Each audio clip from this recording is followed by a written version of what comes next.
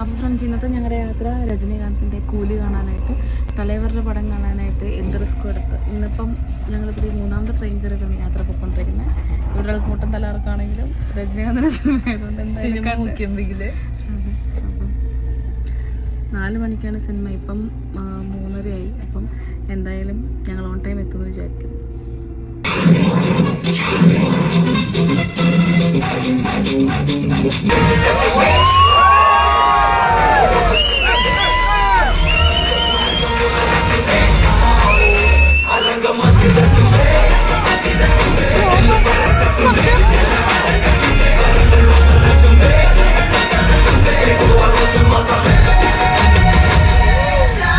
അങ്ങനെ ഞങ്ങൾ ജർമ്മനിയിലാണെങ്കിലും തലൈവറുടെ movie miss ചെയ്യാതെ തന്നെ ഫസ്റ്റ് പോയിട്ട് കണ്ടിട്ട് വരുന്ന വഴി കൂലി കണ്ടു.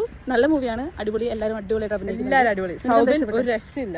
സത്യം, സൗബിൻ അടിപൊളി, എല്ലാവരും അടിപൊളിയായിരുന്നു. ബാക്ക്ഗ്രൗണ്ട് മ്യൂസിക് ഒന്നും ഒരു രക്ഷയില്ല.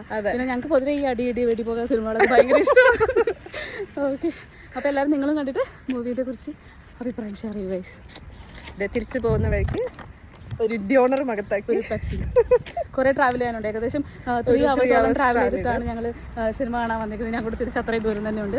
എന്തായാലും ഇവിടെ രാത്രി ആവാത്തത് കൊണ്ട്, അല്ല ഇരുട്ടാവാത്തത് കൊണ്ട് കുഴപ്പമില്ല. ഒരു 9:30 ആവും ഇരുട്ടാകുമ്പോൾ. ഇപ്പോൾ എത്രയും സമയം? ഇപ്പോൾ ഒരു 7:42 ആയി. അപ്പോൾ ഇപ്പോഴും നല്ല വെയിലൊക്കെ ആയിട്ടിരിക്കുന്ന ക്ലൈമറ്റ്.